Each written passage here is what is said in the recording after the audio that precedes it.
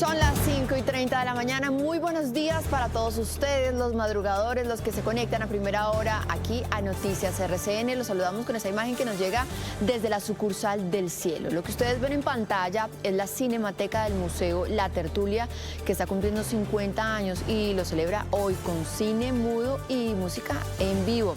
Va a proyectar Bajo el cielo antioqueño de 1925, una obra pionera que retrata la vida y los paisajes de antaño. La función además va a contar con la interpretación en piano en vivo del maestro Víctor Palacios.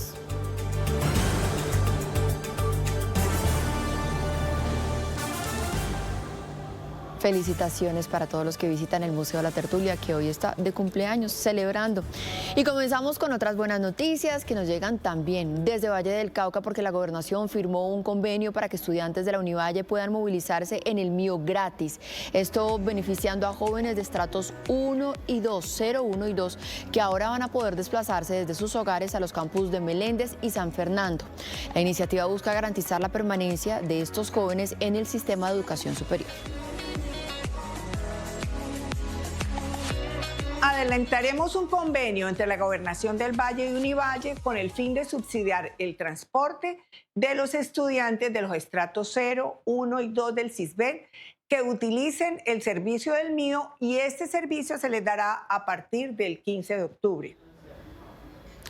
Y a primera hora le ponemos el ojo a dos noticias que son muy importantes en nuestro país. La primera es un día crucial para nuestra selección sub-20 que va a enfrentar a Argentina buscando el paso a su primera final en un mundial de la categoría.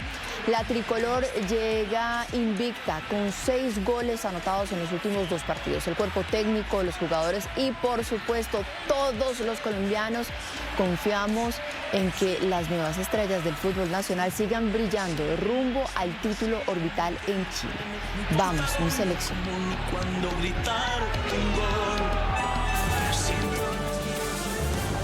Y la segunda noticia tiene que ver con la investigación por el ataque terrorista de las disidencias de las FARC que golpearon simultáneamente la estación de policía, el batallón y la casa del alcalde de Calamar en el departamento del Guaviare. Este violento atentado con explosivos obligó a la familia del mandatario local a abandonar el municipio. Las autoridades confirmaron que 3 personas resultaron heridas y se encuentran en recuperación.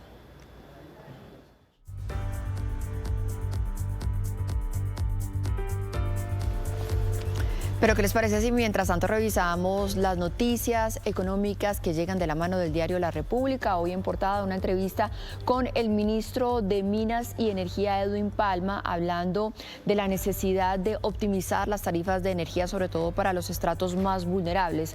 Además de eso, una cifra que tiene que preocuparnos y sobre la que tendrán que trabajar las autoridades. Hay 2.38 millones de ninis. Estos son los que se conocen como los jóvenes que ni estudian ni trabajan.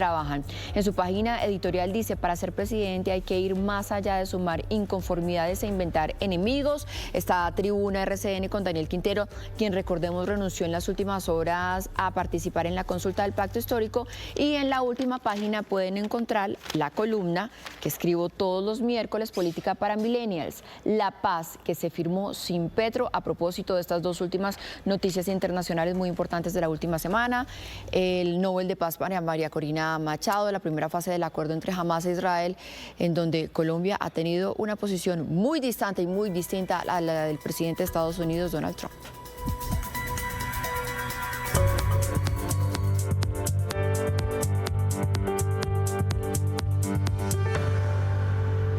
5 de la mañana, 34 minutos. Iniciamos con la noticia internacional del momento que nos llega desde Ecuador, donde un carro bomba explotó en una concurrida zona comercial en la ciudad de Guayaquil, dejando al menos un muerto y 2 heridos. El gobierno ha dicho que la explosión ocurrió en una zona que es muy cercana a las oficinas de la empresa familiar del actual presidente Daniel Noboa. El gobernador de Guayas calificó el hecho de terrorismo puro. Aseguró que la policía buscará a los responsables. Esto es terrorismo, esto es asesinato. El tiempo de cárcel por terrorismo, si no me equivoco, son 30 años, y por asesinato hay que sumarle otro tanto más. Ha sido hecho con la peor intención del mundo, a la hora pico, a la hora en que salen las oficinas, a la hora del máximo movimiento de personas. Estos asesinos le van a pagar, más les valdría no haber nacido. Van a pasar una temporada muy larga en la cárcel, serán tratados con dureza.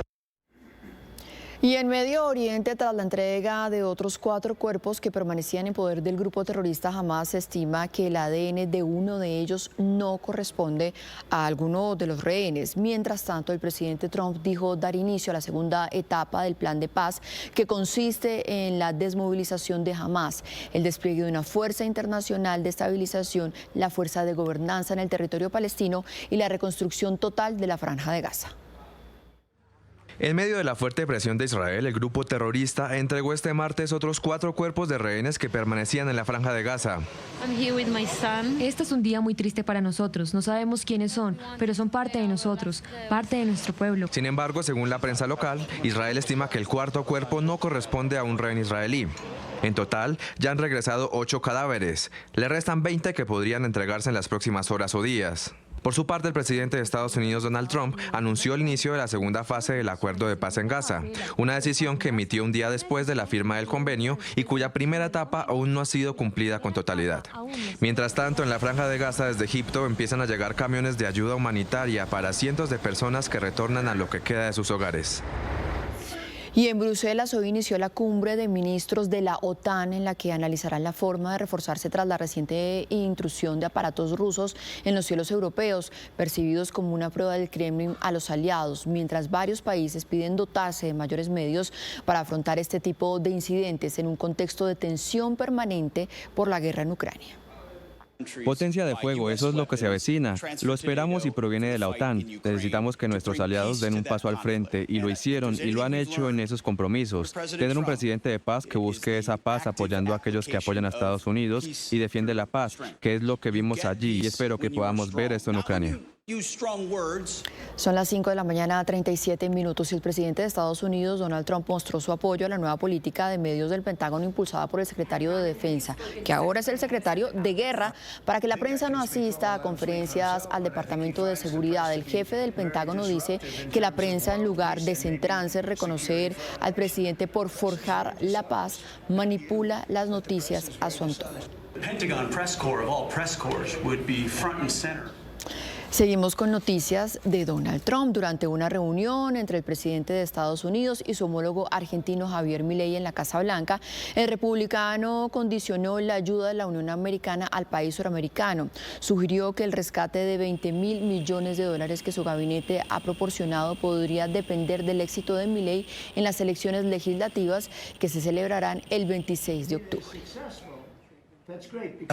Estamos muy de acuerdo con el presidente. Creemos que va a ganar. Debería ganar. Y si gana, le ayudaremos mucho. Y si no gana, no vamos a perder el tiempo porque tiene a alguien cuya filosofía no tiene ninguna posibilidad de hacer que Argentina vuelva a ser grande. Y ahora nos vamos a ir para Europa, que se ha convertido en un continente vitrina para los grandes productos de nuestro país. Vean esto, el gobernador de Caldas está de visita de trabajo en Madrid y está promocionando el departamento como un destino turístico, foco de inversión empresarial y formando intercambios deportivos y culturales. Andrés Gil, nuestro corresponsal permanente en España, nos tiene toda la información. Andrés, adelante, buen día. Hola, muy buenos días. El gobernador del departamento de Caldas, Henry Gutiérrez Ángel, está por estos días aquí en Madrid, España, haciendo promoción de su región, de su departamento y también de todo el eje cafetero, invitando a los españoles, pero principalmente a los empresarios, a los inversionistas españoles, a que se fijen en su departamento, a que se fijen en Manizales, en Caldas, en todo el eje cafetero, para que lleven allí sus inversiones y para que traigan desde Caldas todo aquello que es apetecido aquí en España. Pero el gobernador no quiere solamente establecer contactos con los empresarios, también va a firmar convenios de asociación con la Fundación Real Madrid, con la Fundación Rebel, para que los chicos caldenses puedan venir a jugar acá, y habrá también un intercambio de bandas sinfónicas que se realizará en los próximos días en Galicia. Tenemos más de 100 bandas sinfónicas juveniles. Las instituciones educativas de primaria y secundaria tienen estas asociaciones, estas bandas sinfónicas en sus colegios. Más de 100 bandas, 18.000 muchachos tocando música, aprendiendo música, y de ahí hacemos una selección. 50 músicos, los mejores en cada tipo de instrumentos, conforman nuestra banda sinfónica juvenil. Bueno, pues ahí está Colombia en el mundo, 5 de la mañana, 40 minutos. Después de hacer este recorrido por las noticias internacionales, nos vamos a ir a cada rincón de nuestro país, porque lo importante para nosotros es estar al lado de ustedes, de nuestra gente, de la comunidad, de las familias, con sus historias, con sus denuncias. Y allí preparados también están todos nuestros corresponsales. A esta hora nos llega la información y la señal desde Cali con nuestro compañero Diego Candelo. En Cartagena está preparada Ivonne Salamanca. En Barranquilla, don Bernardo Sanabria. En Medellín, Juan Fernando Tavares. Y en Bucaramanga, Cristian Díaz. Vamos a arrancar este recorrido en Valle del Cauca, donde las autoridades hallaron el cuerpo del subintendente de la policía, Gustavo Adolfo Garcés Benítez. Recordemos que él desapareció en Cartago, en Valle del Cauca. Desde hacía varios días no se sabía nada de él. Su cuerpo fue hallado en aguas del río La Vieja. Diego, usted tiene más información, adelante.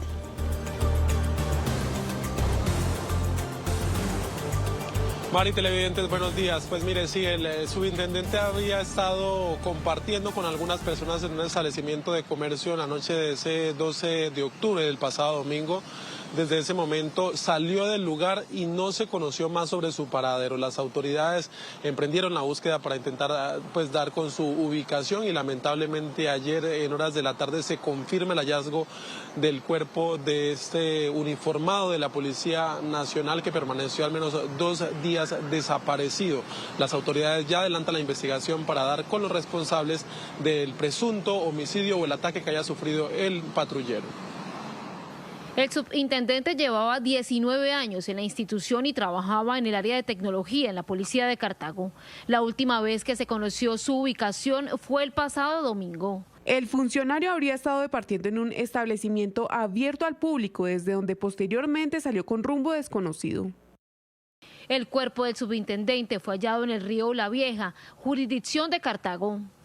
Se ha dispuesto un equipo interdisciplinario para brindar apoyo psicológico y acompañamiento institucional a sus seres queridos y un grupo especializado de investigación para esclarecer las circunstancias que rodean su fallecimiento. Las autoridades intentan establecer si la muerte del uniformado estaría relacionada con las labores desempeñadas como policía en ese municipio. Son las 5:42 minutos. Nos vamos a ir ahora con noticias del departamento de Bolívar. 2 personas muertas y varios heridos dejó un doble accidente en Barú. Un grupo de motociclistas intentaban impedir que un conductor huyera del lugar luego del siniestro cuando un camión cisterna terminó embistiéndolos. El hecho ocurrió en la vía Barú-Cartagena. Ivonne, ¿qué más se sabe de los heridos?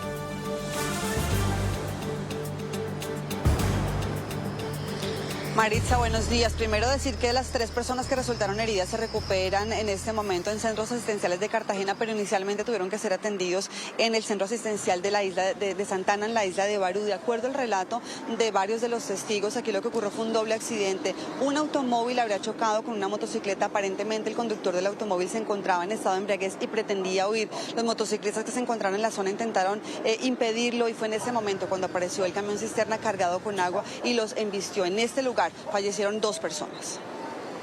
El carro estaba aquí, ya, y venía el camión del agua, venía sin freno. Bueno, gracias a Dios yo estaba al lado allá con un compañero mío, estábamos hablando, pero estaba de frente. Si tuviera también de espalda, también tuviera muerto también. Y el camión venía sin freno, lleno de agua y se llevó como a 4 motos ahí, a 5 motos se llevó y arrastró con todo el mundo ahí.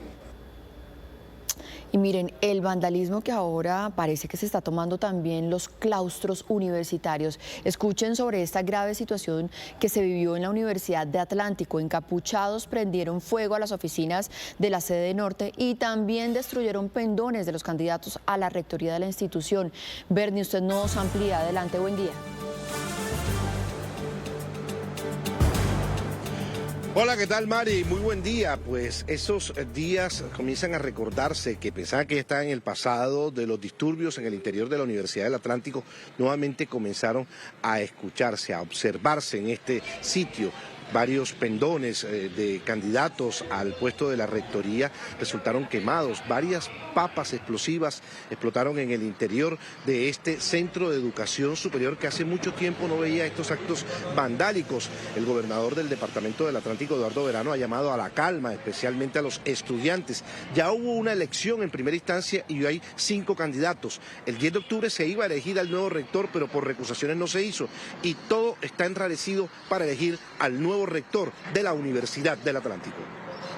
Unas dificultades, estamos ya dialogando con todos los estamentos de la universidad.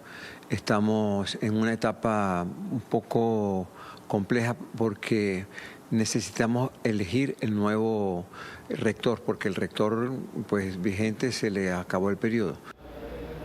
5:45 a.m, nos vamos a ir ahora con noticias de Antioquia. En las próximas horas, los 3 implicados en presuntos actos de corrupción en Medellín y en el departamento podrían ser enviados a prisión. El alcalde Federico Gutiérrez se pronunció y aseguró que serán más los capturados. Juan Fernando. Maritza, buenos días. A las 7:30 se tiene previsto el reinicio de la audiencia de medida de aseguramiento. Un juez determinará si envía a estas 3 personas a prisión. A pesar de que ayer en la jornada los defensores de 2 de ellos pidieron que sean dejados en libertad y que así puedan enfrentar la etapa de juicio, que no hay razones suficientes para privarlos de la libertad. Recordamos que en varios capítulos de este proceso judicial ha sido mencionado Miguel Quintero, hermano del exalcalde Daniel Quintero, y sobre este particular ha reaccionado el alcalde de Medellín, Federico Gutiérrez, manifestando que los hermanos Quintero han hecho un robo mayor a la ciudad de Medellín que el que hicieron los hermanos Moreno Rojas en la capital del país. Además, ha pedido a los implicados en este y en otros presuntos casos de corrupción que develen, que delaten, que colaboren con la justicia. Más les vale que hablen y cuenten todo para terminar de acabar con la estructura criminal, o van a tener muchos años más de cárcel. Hay personas buscando ya principios de oportunidad para contar todo. Y vamos a cerrar este recorrido por nuestras regiones en Santander. Allí hay preocupación por el elevado número de reportes de casos de cáncer de mama. Solo en Bucaramanga cada semana se están diagnosticando al menos 4 casos. Hay, eso sí, una campaña de sensibilización con varias recomendaciones que están haciendo las autoridades en salud. Cristian. Así es, Mari, televidente, buenos días. Es la preocupación de las autoridades de salud, no solamente en Bucaramanga, sino también en Santander, por este elevado número de casos de pacientes oncológicas, especialmente con esta patología de cáncer de mama. Se hace un llamado porque cada una de 8 mujeres en cualquier etapa de su vida puede desarrollar este tipo de cáncer. Por eso el llamado que se hace es que a partir de los 30 y los 40, cada mes por lo menos se realicen el autoexamen y también acudan al médico. Y también para que pues a partir de los 50 se realicen cada año la mamografía. El llamado también es para que las EPS atiendan de manera inmediata todo este tipo de patologías, especialmente las pacientes ya diagnosticadas. Los altos reportes en cáncer de mama tienen en alerta a las autoridades de Bucaramanga. Si llega una mujer mayor de 50 años que no se haya hecho aún su mamografía, le van a ordenar la mamografía. Por el aumento de casos, las autoridades de salud piden a las EPS mayor efectividad en la atención de las pacientes diagnosticadas. Las EPS le van a pedir a su red contratada que cuando se haga una mamografía y el resultado sea leído como BRAF 4 o 5, quiere decir que hay una alta sospecha de malignidad, el radiólogo tiene que reportar a esas mujeres en una ruta preferente. Durante esta semana se brindará apoyo jurídico, psicológico y social a las pacientes que tengan dificultades en la atención en alianza con la Fundación Senosama y la Secretaría de Salud. Hay que pasar del autoexamen a la mamografía. 5:48 a.m, vamos con otras noticias. Les vamos a hablar del Festival Mar de Acordeoneros que tuvo a Santa Marta viviendo una fiesta. Los mejores exponentes del vallenato se midieron en una competencia marcada por el talento y la pasión por esta música del Caribe. Los participantes demostraron su compromiso con la tradición musical de esta región de nuestro país. Este año, el festival se hizo en homenaje al 5º aniversario de Santa Marta. Hacer una mezcla de Santa Marta con la cultura, de Santa Marta con vallenato, del mar con acordeón. Fueron 170 los participantes de diferentes niveles. En la categoría profesional, el ganador en acordeón fue un vallenato y en canto una talentosa barranquillera. Alicia, mi compañera, qué dolor. En mi campo musical me dedico como maestro en la docencia a cultivar nuevas generaciones. Lo que más quería era que la gente disfrutara así de hermoso como yo lo disfruto a él, el vallenato. Un festival que a punta de acordeón puso en alto el nombre de la ciudad más antigua de Colombia y a su mar. Y ahora otras celebraciones en otras regiones de nuestro país y esta tiene mucho sabor. Ibagué cumplió 475 años y la celebración fue disfrutada por toda la ciudad. Y es que para festejar esta fecha se realizó un concurso de panaderos y no fue cualquier concurso, fue una competencia que unió habilidades culinarias y creativas donde se premió la decoración más creativa. Al final, todas las preparaciones fueron compartidas con los ciudadanos. Ibagué está de cumpleaños. Cumple 475 años de haber sido fundada, una ciudad abrazada por las montañas y una fuente eterna de inspiración. Y lo estamos celebrando como se debe celebrar, con nuestros artistas, con nuestros músicos, desde muy temprano con nuestros niños. A tal punto que algunos de los mejores pasteleros participaron de un encuentro de creatividad y sabor. Una torta de coco con un relleno de ganache de chocolate de limón. El talento de los pasteleros se fusionó con un dulce toque de amor por la ciudad. Pasteles grandes, pequeños y postres, todo cautivó porque tenía un propósito. Acompañando el tema del bambuco y el tema regional del Tolima, es un piano. Entonces en la parte de arriba van a encontrar a los ocobos, el árbol insignia de la ciudad de Ibagué. Una celebración que apenas empieza. 5:51 y vamos a revisar ahora la que es la noticia política del día. El Consejo Nacional Electoral negó con una votación de 7-2 la solicitud de registrar el logo del pacto histórico para las candidaturas que irán a la consulta el próximo 26 de octubre. Estamos hablando de menos de 2 semanas. La mayoría del CNE argumentó que la consulta no es un asunto interno del pacto histórico, sino una coalición entre partidos independientes. La ponencia negada había sido presentada por la magistrada Fabiola Márquez, ternada por el pacto histórico. Pues a propósito de esta decisión, el presidente Gustavo Petro se pronunció en las últimas horas a través de su cuenta de X, dijo que el Consejo Nacional Electoral no está dando las garantías y que desbarató la coalición a la fuerza. También hubo pronunciamiento del precandidato presidencial, el exalcalde de Medellín, Daniel Quintero. Aseguró que retira su nombre de la consulta y con esto esas justas del 26 de octubre quedan en vilo. Después de estudiar estos hechos con mi equipo jurídico, la campaña ha tomado la decisión de retirar mi nombre y de no participar en la consulta del próximo 26 de octubre. Esto ante la inseguridad jurídica, la falta de garantías y las reiteradas trampas en este proceso. Noticias RCN, la FM, Radio 1, Alerta Bogotá, el diario La República, firmes con la democracia. Tribuna RCN. Esta vez el turno fue para el precandidato presidencial del Pacto Histórico, Daniel Quintero, quien inició este recorrido por Radio 1 hablando sobre su postura de considerar al presidente Petro merecedor del Nobel de Paz. Petro es un líder mundial. Muchas veces nosotros todavía obviamente estamos en la batalla de Colombia y de quién es el próximo presidente y todo, pero Petro ya no solo le está hablando a Colombia, le está hablando al mundo. Y lo que hizo en Estados Unidos para mí es gigante. Ir con megáfono al corazón de los Estados Unidos y decirle al país más poderoso del mundo, al ejército más poderoso del mundo, paren la matanza en Gaza, no maten más niños en Gaza. En Noticias RCN se refirió a si él era el candidato del mandatario colombiano. El presidente y yo nos tenemos cariño porque yo no soy tibio como él tampoco, porque los dos hemos enfrentado al uribismo, a la corrupción, los dos fuimos suspendidos por defender a nuestras ciudades, él a Bogotá, yo a Medellín, luego a los dos nos persiguieron para tratar de sacarnos del camino a la presidencia y a los dos nos gustan las cosas como son, con carácter, sin tibiezas. En la FM el precandidato respondió a los cuestionamientos que lo han rodeado en los últimos días. Nosotros estamos creciendo en las encuestas y ha habido muchos montajes y muchos intentos de sacarnos del camino a la presidencia.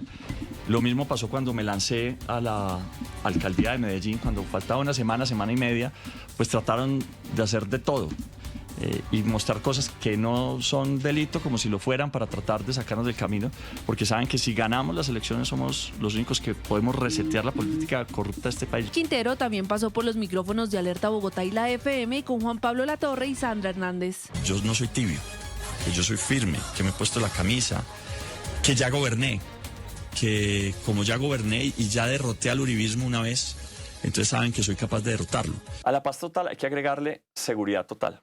Es decir, más presencia de la fuerza pública, más tecnología. La guerra cambió en Colombia. Yo voy a ganar la guerra en Colombia.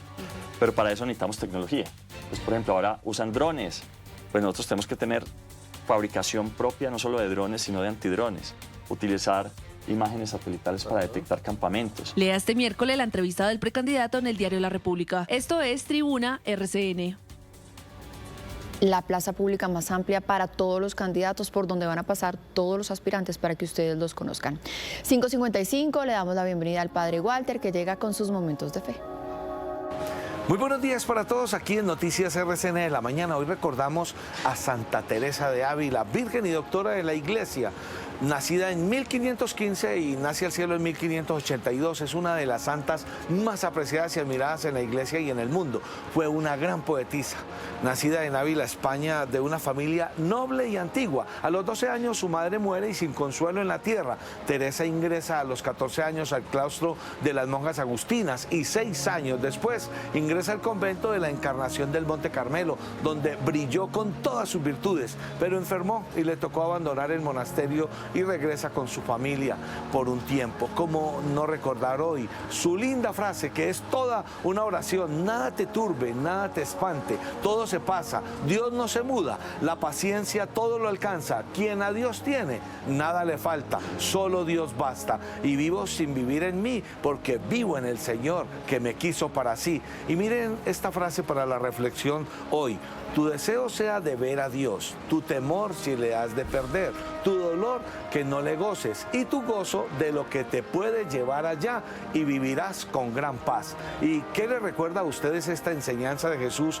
en el Evangelio? Hay de ustedes también maestros de la ley que cargan a los hombres cargas pesadas, mientras ustedes no tocan las cargas ni con un solo dedo. Hay de ustedes padres de la patria que no escuchan las enseñanzas de Jesús en el Evangelio. Que el Señor los bendiga y los guarde en el nombre del Padre, del Hijo y del Espíritu Santo. Amén. Y se les quiere con el corazón. Padre Walter, muchísimas gracias. Se le quiere con el corazón. Avanza esta primera emisión de Noticias RCN. Vamos a revisar nuestros titulares. En el exilio, la familia del alcalde de Calamar Guaviare tras atentado en su contra. Fueron atacadas con drones, además la estación de la policía y el batallón. Se reforzó la seguridad en el municipio. Autoridades en alerta ante plan para atentar contra la precandidata Paloma Valencia, el Contralor General y la representante Caterine Jubinao. La Defensoría advierte un grave riesgo para el ejercicio democrático. Fatal accidente en la vía Barú-Cartagena. Motociclistas intentaban impedir que un conductor huyera de un accidente y terminaron embistiéndolos por otro vehículo. 2 personas resultaron muertas. Banda Sinfónica de Cundinamarca fue víctima de millonario robo. Los delincuentes se llevaron hasta los instrumentos musicales. En minutos les tenemos todos los detalles. Mataron la consulta del pacto histórico. El precandidato presidencial Daniel Quintero retiró su nombre y no participará en la consulta del 26 de octubre, todo después de la decisión del Consejo Nacional Electoral que modifica las condiciones bajo las cuales el pacto definiría su candidato.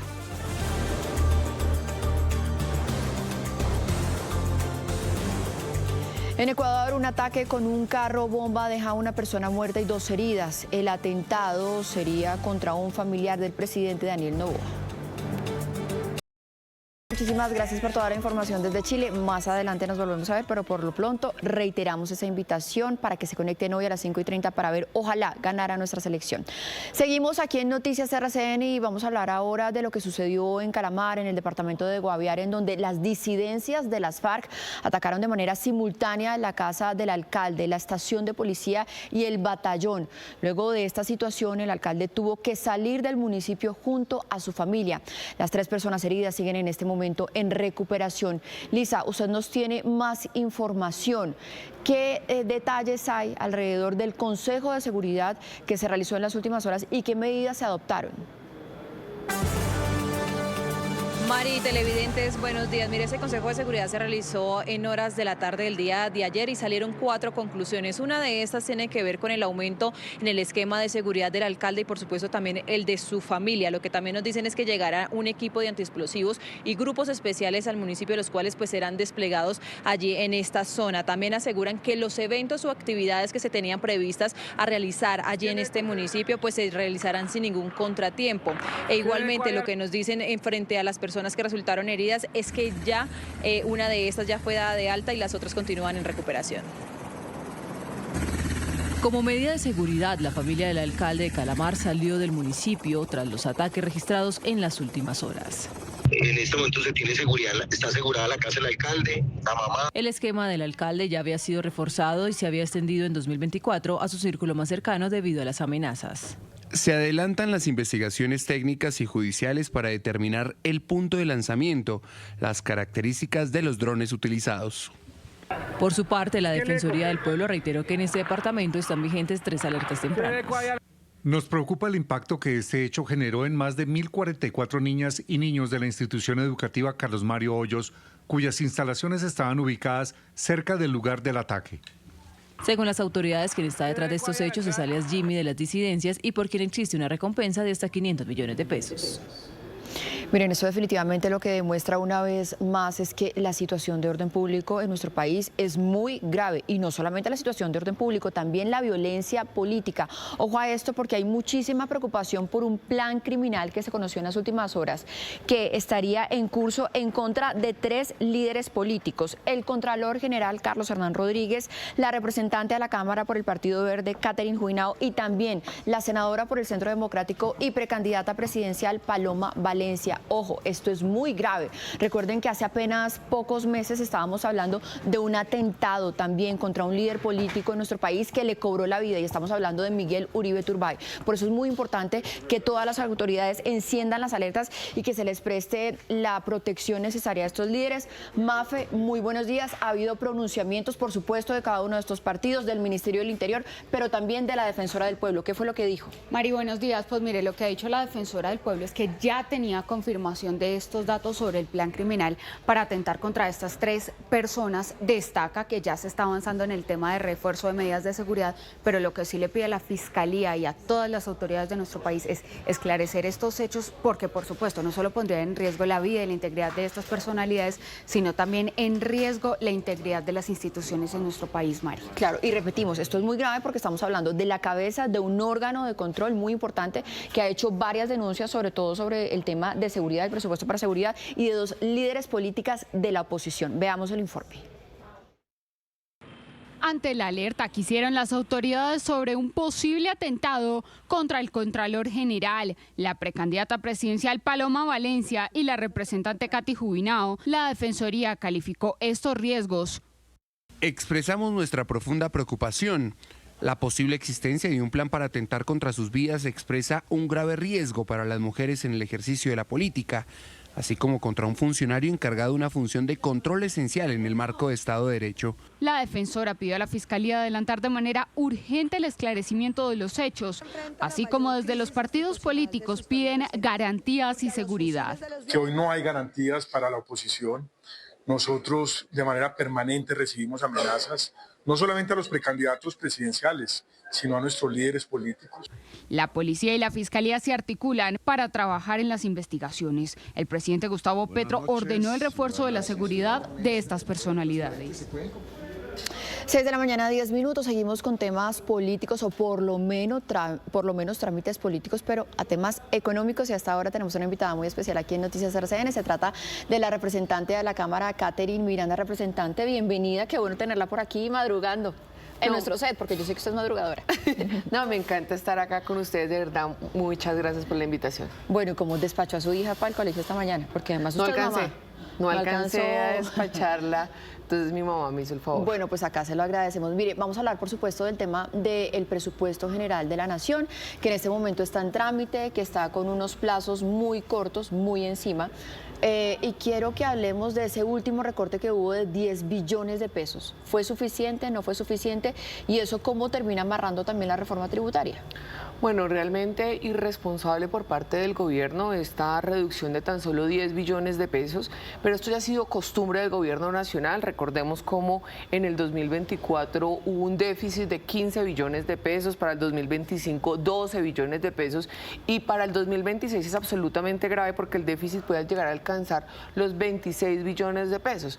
Pero adicionalmente, el gobierno nacional y el Congreso de la República están desconociendo completamente las alertas que hizo el Comité Autónomo de la Regla Fiscal, el Banco de la República, el Observatorio Fiscal de la Universidad Javeriana, que no son oposición, que son, digamos, espacios absolutamente académicos, rigurosos, juiciosos de economistas, donde dices que el déficit puede llegar a alcanzar los 40 billones de pesos. Entonces, nosotros hemos hablado que realmente hace unos años el gobierno nacional tenía una caja de la nación diaria de alrededor de 20, 30 billones de pesos, pues hoy la caja de la nación está alrededor de los 1.5 billones de pesos diarios. La reducción es absoluta y lo estamos viendo en situaciones como los maestros, donde no tenían caja para pagar todo el tema del sistema de salud y tuvieron que sacar de pensiones de los maestros y trasladar al sistema de salud de los maestros para poder, digamos, un poco agilizar las atenciones médicas. Entonces, esa es la continuidad que estamos viendo, un gobierno completamente irresponsable en sus finanzas. Pero entonces, si se recorta más el presupuesto, ¿a dónde se está yendo la plata? Porque usted lo acaba de decir, no hay plata para la salud, no hay plata para el ICETEX, no hay plata para Mi Casa Ya, no hay plata para hacer el mantenimiento de las aeronaves y seguimos recortando, pues, o sea, ¿a dónde están metiendo, en qué bolsillo están metiendo la plata? Bueno, el derroche es completamente absoluto en burocracia. Nosotros hemos denunciado en el Congreso de la República y ante los medios de comunicación, RCN nos ha ayudado mucho. Por ejemplo, en el 2024 se incrementó la burocracia en 7 billones de pesos, en el 2025 en 5 billones de pesos y para el 2026 ya vamos en 5 billones de pesos también. Vemos con preocupación incrementos en el funcionamiento de ministerios como transporte, 40% en burocracia, en un incremento con respecto al año pasado. También vemos un incremento, por ejemplo, algo muy curioso y es comercio. Comercio tiene un incremento del 27%, venían con un incremento del 20%, apenas se presentó el proyecto y de la nada, ahora con esta nueva ponencia le incrementaron 100.000 millones de pesos más para solo burocracia.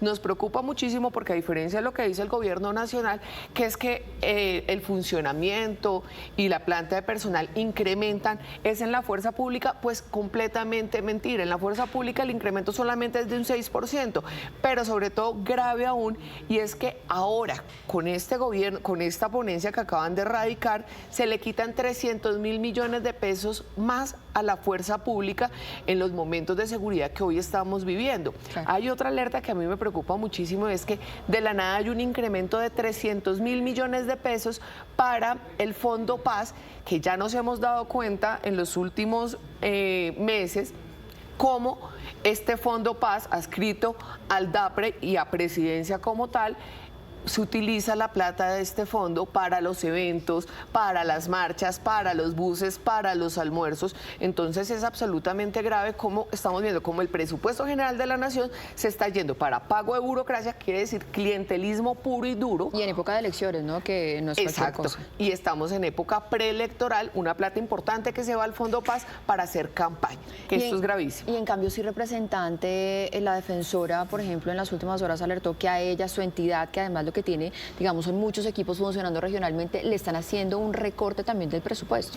El recorte a la Defensoría es burdo, es vergonzoso. Estamos hablando de un 47% de reducción a los recursos de la Defensoría, y esto implica menos presencia territorial en momentos tan claves como hoy. La Defensoría del Pueblo hizo alertas que hay presencia de grupos armados ilegales en un 71% del territorio nacional. Esto es absolutamente grave porque digamos, la Defensoría es quien le permite al país, a la misma registraduría, a la misma fuerza pública, conocer las alertas desde la ciudadanía. Entonces, realmente triste lo que está pasando con el presupuesto, pero adicionalmente es que modifican el artículo 1 del presupuesto, queriendo dejar amarrado este presupuesto a la reforma tributaria. Entonces, colocan un articulito, una palabrita, dicen que ingresos corrientes va a ser la ley de financiamiento, la reforma tributaria. No, no, señores, la ley de financiamiento no es un ingreso corriente. El ingreso corriente es un impuesto, son parafiscales, algo que uno sabe que le va a llegar. La ley de financiamiento todavía no está siendo aprobada en el Congreso de la República, entonces no podemos asegurar que esta vaya a ser aprobada. Representante, para cerrar este margen de maniobra que tiene el Congreso de la República, justamente por eso, hay muchos que dicen que como ya se aprobó un presupuesto, ya no se puede modificar el presupuesto, es decir, el recorte ya quedó en 10 billones de pesos. ¿Se puede o no se puede modificar más ese monto del presupuesto? Claro, digamos, el presupuesto está en la cancha del Congreso de la República y si paralelamente Senado y Cámara de Representantes se ponen de acuerdo para reducir el monto, claro que se puede reducir, pero así no se reduzca el monto, si no pasa la ley de financiamiento, como esperamos que no pase porque vamos a estar completamente en contra de esta reforma tributaria, el gobierno tiene que ajustar ese decreto en su momento, reduciendo el monto que esperaba de la reforma tributaria. ¿Se va a hundir entonces la reforma tributaria? ¿Cuáles son los cálculos? Bueno, ¿sí o no? Genuinamente creo que el país no está para una reforma tributaria. La misma reforma tributaria dice en su articulado y dice en su exposición de motivos, esto lo dice el gobierno nacional, no lo digo yo, dice que sí golpea a los estratos más bajos del país.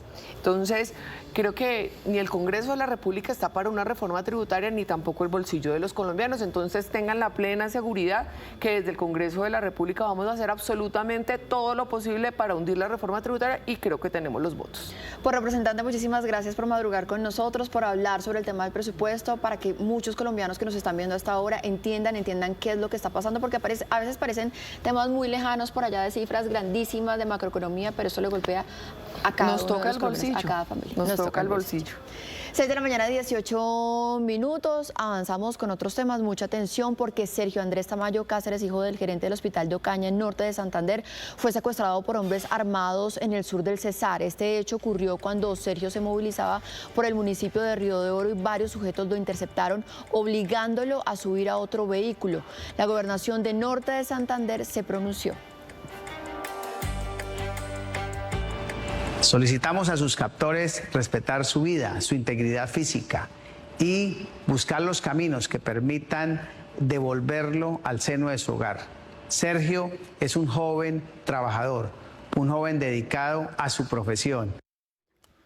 La Comisión de Regulación de Comunicaciones retiró la polémica solicitud de información que había sido remitida a los operadores del servicio de televisión abierta el pasado 8 de octubre. Dentro de los documentos se solicitaban estándares de soportes documentales de las reuniones o de los consejos de redacción de los noticieros. La CRC aseguró que busca conjuntamente mecanismos para fortalecer el pluralismo y la imparcialidad informativa.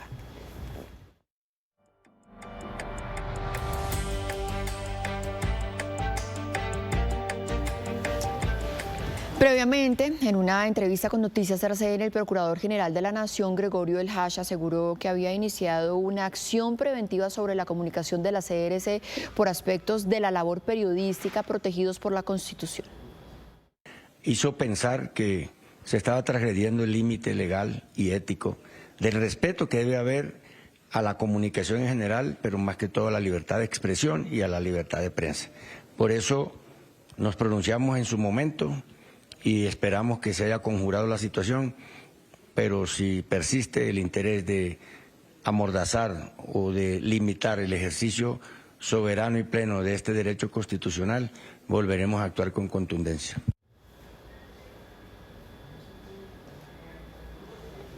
Es que esta circular era una censura a la prensa. 6 de la mañana, 20 minutos. Vamos a hablar ahora de la reforma a la salud que volvió a quedar en el limbo en la Comisión Séptima del Senado, donde quedó en discusión la ponencia de archivo presentada por el Partido Centro Democrático durante la sesión. La senadora Nadia Ablel reveló documentos del Ministerio de Hacienda que advierten la falta de un aval fiscal para la iniciativa.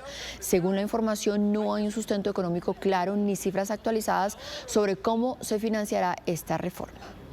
Sea lo primero, señor presidente, que yo no me refería a ninguno. Con los profesores del magisterio hemos visto cómo los... Pues vamos a ampliar este tema. A esta hora saludamos al senador Honorio Enrique. Él es senador por el Centro Democrático, integrante de la Comisión Séptima del Senado. Senador, muchísimas gracias por conectarse con nosotros. Alexa, a ustedes muchas gracias. Un saludo especial para todo el equipo de trabajo, para usted y obviamente la audiencia. Bueno, senador, ¿cómo es que debe avanzar ahora el debate de la reforma a la salud en la Comisión Séptima del Senado? Porque muchos dicen está contra el tiempo. En todo caso, si no se aprueba en los próximos días, podría hundirse.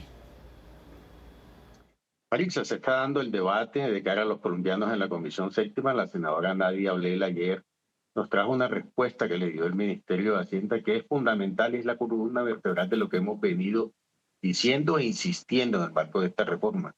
No hay fuente de financiación clara, no hay aval. Usted ahorita entrevistaba a Catherine Miranda, hablan de un déficit fiscal de 40 billones de pesos. ¿Dónde van a salir los 109 billones del primer año de implementación de esta reforma si se llega a aprobar? Cuando las cifras no cuadran, no encajan y lo reconocen abiertamente. Imagínense que el ministro de Hacienda no fue quien hizo el concepto de aval fiscal con cifras propias, sino con cifras enviadas por el Ministerio de Salud. Eso es una total irresponsabilidad. Uno no puede pretender hacer una reforma de la salud si no tiene los recursos para hacerla. Es como si usted fuese a construir una casa, pero no tiene ni el cemento ni los ladrillos. Senador, entendemos que usted está con esta ponencia de archivo que presenta su partido, el Centro Democrático, pero en todo caso, en el país hay una crisis del sistema de salud. Muchas voces dicen se necesita una reforma. ¿Por qué no respaldar esa ponencia alternativa? ¿Por qué no abrir por lo menos un proyecto alternativo por parte del Congreso de la República, más allá del proyecto que presentó el gobierno? Marisa, nuestra posición es que esa reforma no conjura ninguno de los temas críticos a los cuales, por cierto, ha llevado este gobierno a esa famosa crisis explícita. Pero mire usted las paradojas y las sorpresas. El presidente de la República ayer, en uno de sus acostumbrados trinos, dijo que él no necesitaba la reforma porque ya se venía implementando a través de decretos.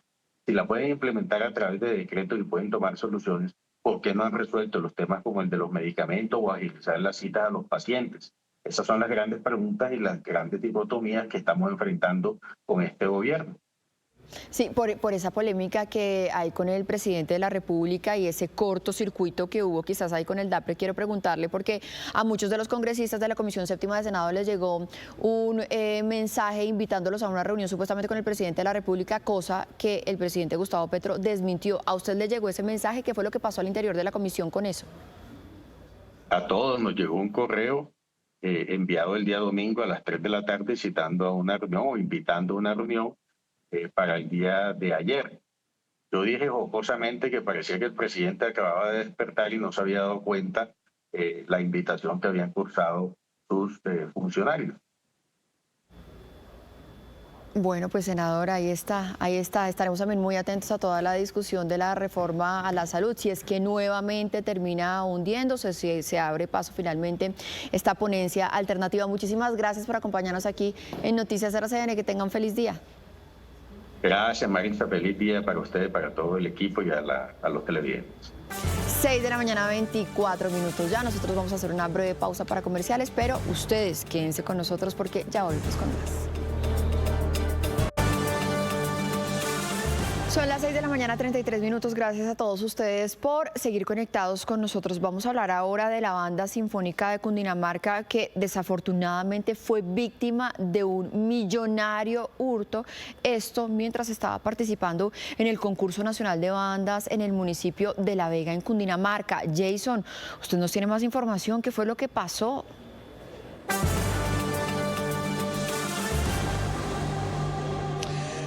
Marixa, pues mire, muy lamentable este caso. Mientras se presentaba la banda sinfónica de Cundinamarca y terminó todo este evento, se desplazaron posteriormente a un hotel allí en el casco del municipio y finalmente cuando estaban durmiendo allí han ingresado por una zona que ellos han determinado los delincuentes y se han llevado sus instrumentos. Es un robo evaluado en cerca de 40 millones de pesos. Más allá también de los instrumentos se llevaron algunos equipos celulares, iPads, pedales, todo esto necesario para realizar todo el tema musical. Ahora le piden a las autoridades avanzar en la investigación y a la ciudadanía tener alerta con estos instrumentos que son particulares, muy finos y evitar que sean comercializados. Luego de su participación en el concurso nacional de bandas juveniles realizado en el municipio de La Vega, integrantes de la banda sinfónica de Cundinamarca fueron víctimas de hurto. Los delincuentes ingresaron al hotel donde se estaban hospedando y se llevaron más de 40 millones de pesos en instrumentos y equipos electrónicos. Entre las cosas que nos hurtaron, se robaron celulares, tablets, dinero en efectivo y 2 instrumentos, un trombón y una flauta traversa. Los músicos denunciaron ante las autoridades el robo y alertan a la ciudadanía para evitar la comercialización de sus instrumentos. Algunos de los equipos electrónicos, como iPads y celulares, registran su ubicación en la localidad de Kennedy, en Bogotá. Qué tristeza lo que le pasó a la banda sinfónica. 6 de la mañana, 35 minutos. Vamos con buenas noticias. Una mega obra es la antesala de al menos 9 proyectos más de gran envergadura en Palmira, en Valle del Cauca. Así se define el futuro de esta ciudad para los próximos 12 años. Más de 30 kilómetros de ciclorrutas de las que disfrutan los habitantes de este municipio hacen parte de la actualización del POT. El Boulevard de la Carbonera en la Comuna 1 de Palmira es una mega obra que demuestra que la eficiencia de lo público sí es posible. Esta fue una obra que fue construida en el primer año de gobierno de nuestro alcalde Víctor Ramos, en 4 meses, en 3 turnos de 8 horas, demostrando que en Colombia también se pueden hacer obras de muy buena calidad. Un espacio donde la comunidad confluye para disfrutar de la oferta cultural, deportiva y recreativa, con ciclorrutas pensadas en la conexión con la Universidad del Valle y con la futura terminal de transportes. El Boulevard de la Carbonera no solo representa espacio público efectivo, sino también oportunidad para poder desarrollar deportes, para poder desarrollar actividades de salud relacionadas con las enfermedades crónicas no transmisibles, oferta cultural. Va de la mano con la ciudad inteligente que se desarrolla a través de una plataforma con la caracterización del municipio. Información demográfica, empresarial, cultural, del sector agropecuario. El desarrollo se ajusta a la actualización del POT, incluido en el proyecto Palmira Visión 2050, socializado con las 16 comunas urbanas y rurales. A Carlitos y a Richie, muchísimas gracias por toda la información de nuestra selección Colombia por el mundo, la de mayores, la sub-20. Qué bueno ver a Ricardo Henao madrugando con nosotros, 6 de la mañana, 40 minutos. Es hora de la mesa ancha para debatir, analizar, discutir y entender los temas del día. Hoy estamos como un poquito... Ah, no, miren, es que este televisor de acá tiene mala la hora.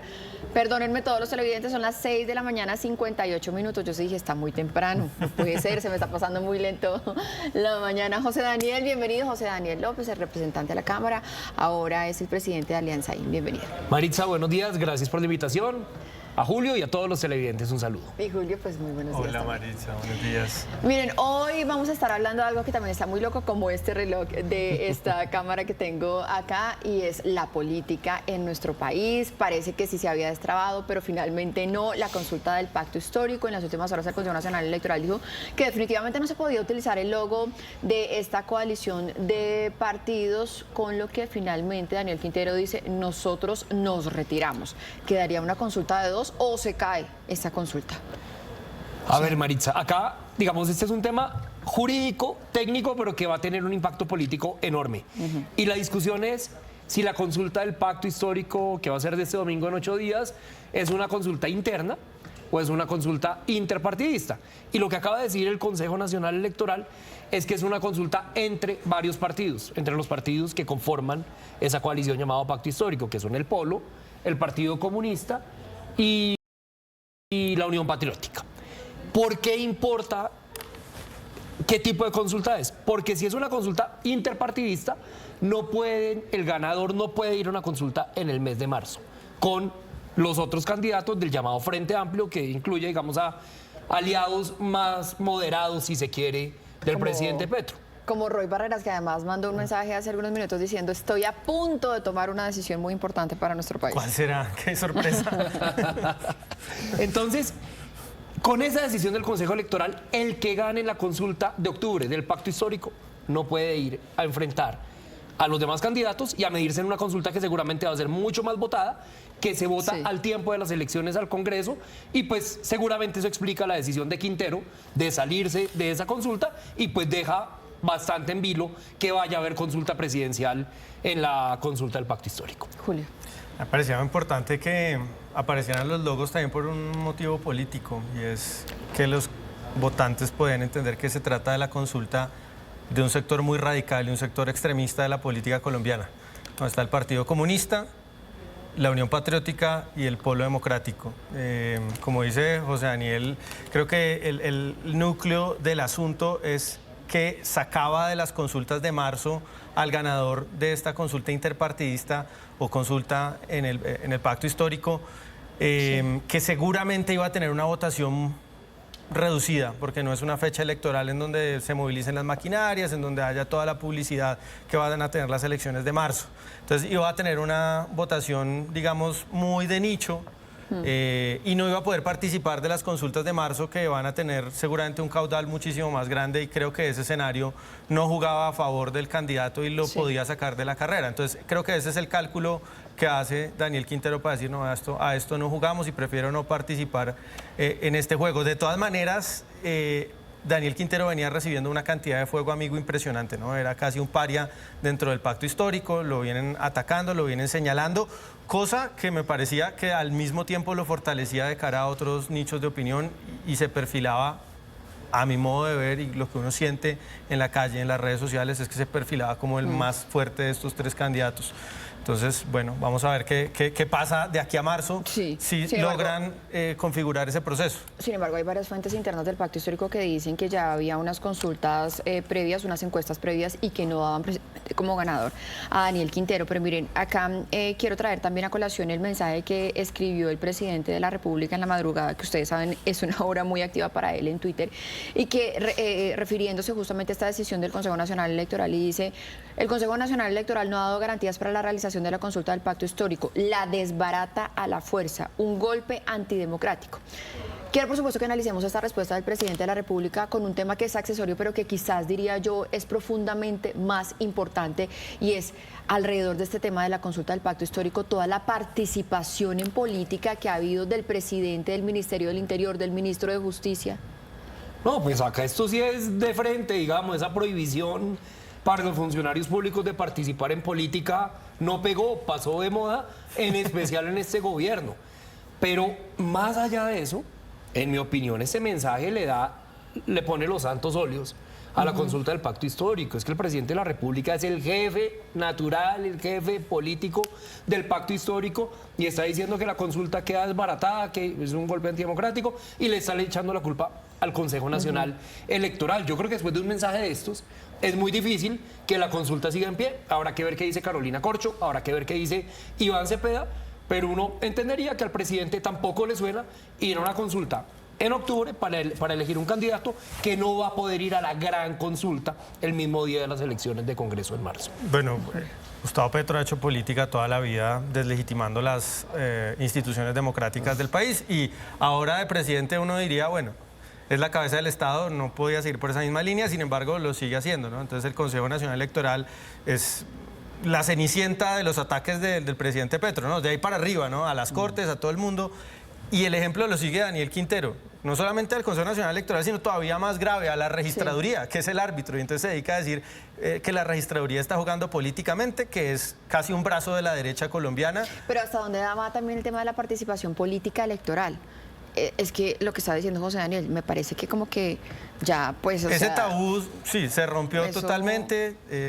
Queda como otra norma en el papel. El presidente Petro se la va a jugar absolutamente para hacer política de frente y debajo de la mesa, por todas las formas de lucha, de frente y con contratos, y por todos los medios. No hay duda que se la va a jugar para que el próximo presidente de Colombia sea el candidato del pacto histórico. Ahora, ojalá, Maritza, un día en Colombia demos la discusión para levantar esa prohibición. Por ejemplo, en Argentina ahora están en elecciones.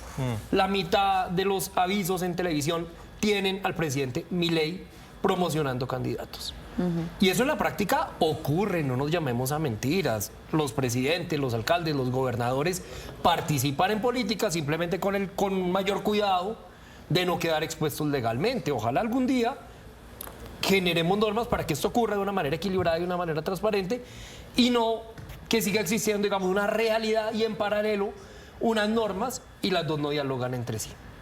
Bueno, miren, pasemos a nuestro siguiente tema, que también es alrededor de algo que hay mucho más allá del ruido político de una consulta interna, y es la violencia política de nuestro país. Es que hace apenas algunas semanas estábamos enterrando a Miguel Uribe Turbay, que fue asesinado en medio de un atentado sicarial en Bogotá.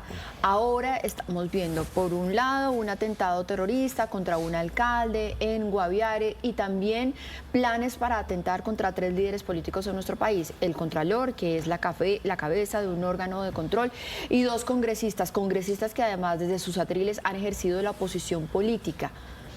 Julio, sobre este tema. Pues acá nos estamos jugando la libertad de expresión y más profundamente la libertad de pensamiento en Colombia, Maritza, porque es que desde, bueno, y mucho antes, pero especialmente desde el asesinato de Miguel, pues quedamos todos con la sensación de que decir una palabra o tener una opinión política o expresarse en cierto sentido puede poner en riesgo la vida de uno, y lo que está ocurriendo durante la campaña electoral con candidatos que están siendo víctimas de amenazas o que están siendo víctimas de atentados o que se están quemando carros, como lo vimos en la campaña de Abelardo de la Espriella, un carro en Arauca incinerado, pues todo eso da un ambiente de opresión. Los candidatos en las regiones, pues si esto ocurrió en Bogotá, en un barrio del occidente de Bogotá, imagínense lo que puede sentir el político que quiere ir a hacer una campaña en el Huila, en el Caquetá, en el Tolima. Pues es un ambiente en donde no se puede hablar libremente. Entonces, eso es lo que nos estamos jugando, Maritza. Me preocupa mucho eso, y me preocupa mucho la inteligencia del Estado. La inteligencia del Estado, como casi todos los órganos del Estado hoy en día, se ha absolutamente politizado, además de una manera vulgar, ¿no? Están encargados de la inteligencia del Estado personajes que son cuadros políticos muy ideológicos y muy militantes de la izquierda radical colombiana.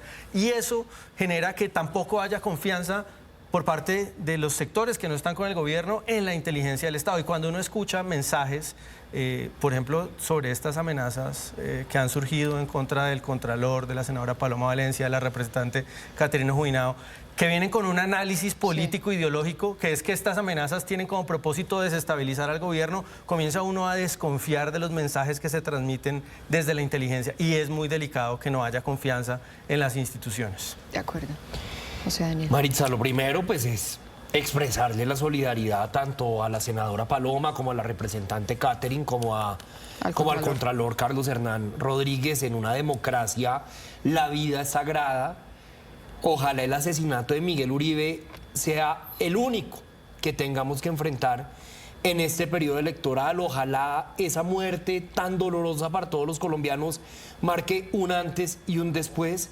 El costo de la democracia y el costo del servicio público no puede ser ni la tranquilidad de salir a la calle, ni tampoco puede ser el silencio o la autocensura que en ocasiones provocan estas amenazas, que estoy seguro en el caso de estos 3 servidores públicos no será el caso.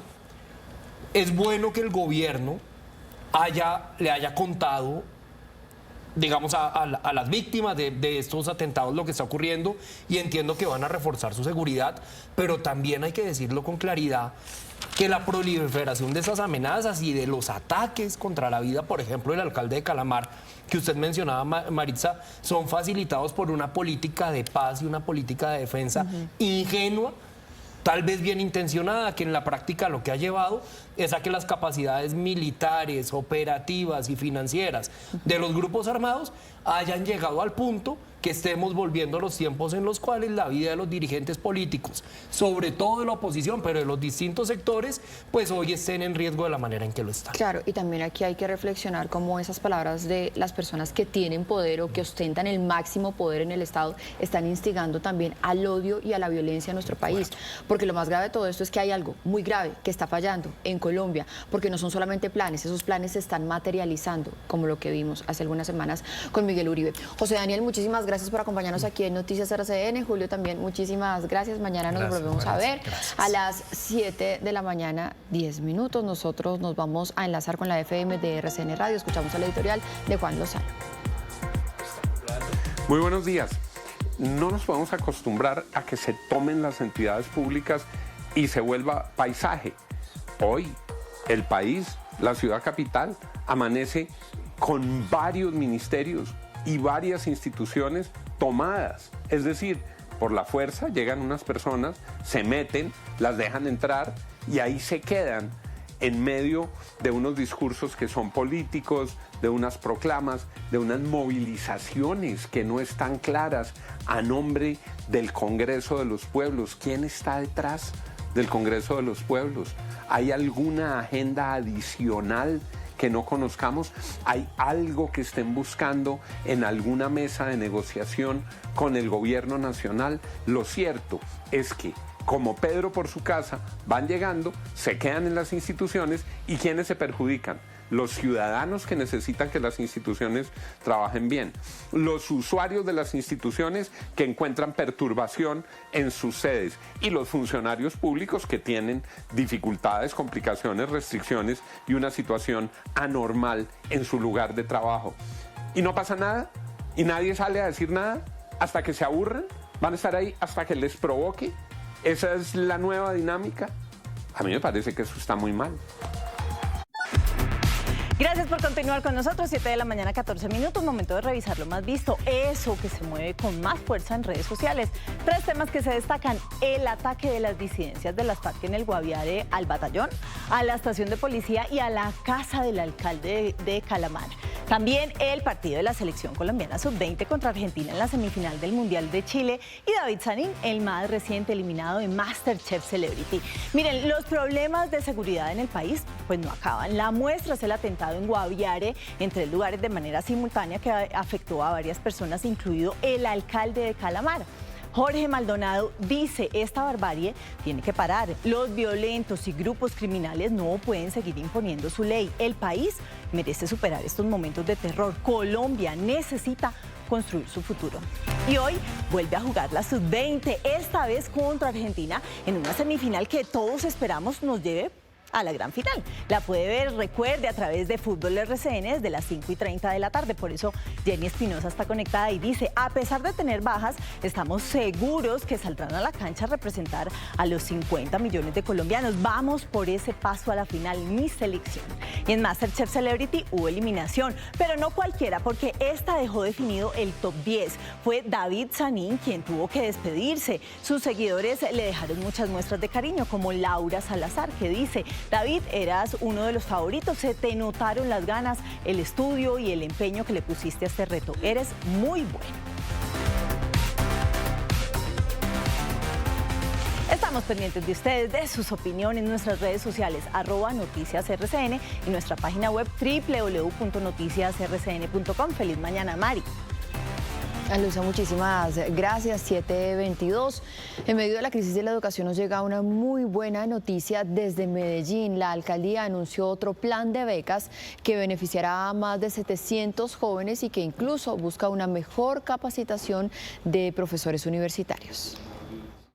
741 jóvenes accedieron a pregrados y especializaciones en universidades públicas y privadas, con becas totales o parciales, créditos condonables y con el compromiso de los estudiantes de tener un buen rendimiento académico. El ciclo será completo. Así se los he dejado claro. O sea, no tienen que preocuparse ni en 1 año, ni en 2 años, ni en 3 años. O sea, cuando terminemos la alcaldía, nosotros en 2 años y unos pocos meses, ellos saben que esos recursos ya están garantizados para seguir. Desde ya la alcaldía estudia nuevas partidas presupuestales para que más jóvenes accedan con facilidades a la educación superior. Y se está premiando primero a los mejores bachilleres, también a deportistas que están en alto rendimiento, en ciclo olímpico o han sido también medallistas.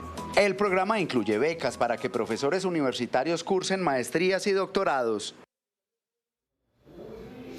En el sur de Bogotá, una alcantarilla sin tapa y con la estructura completamente deteriorada se ha convertido en un verdadero peligro para los conductores. Efra, usted nos tiene más información. ¿En qué punto está?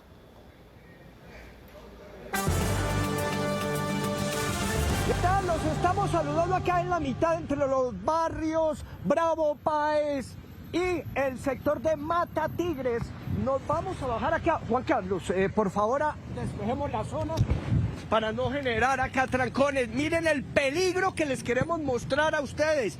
Una verdadera trampa mortal ubicada acá en la calle 36 Sur, cuando se gira acá en una peligrosa curva para incorporarse aquí a la vía principal de la Gaitán Cortés, de la avenida Gaitán Cortés. Acá se fue esta alcantarilla sin tapa, se hundió y quedó pues una verdadera trampa mortal. Nos han dicho que esto ya lleva 20 días, que el sábado pasado hubo un accidente aquí con un vehículo que cayó ahí, prácticamente se desbarató. Le pedimos pues a las autoridades que le metan mano, porque lo que queremos es reportar, que la vía se arregle y no queremos estar reportando accidentes. Soy Efraín Arce Jr., el patrullero RCN, reportando de entre la mitad de los barrios Bravo Páez y Mata Tigres.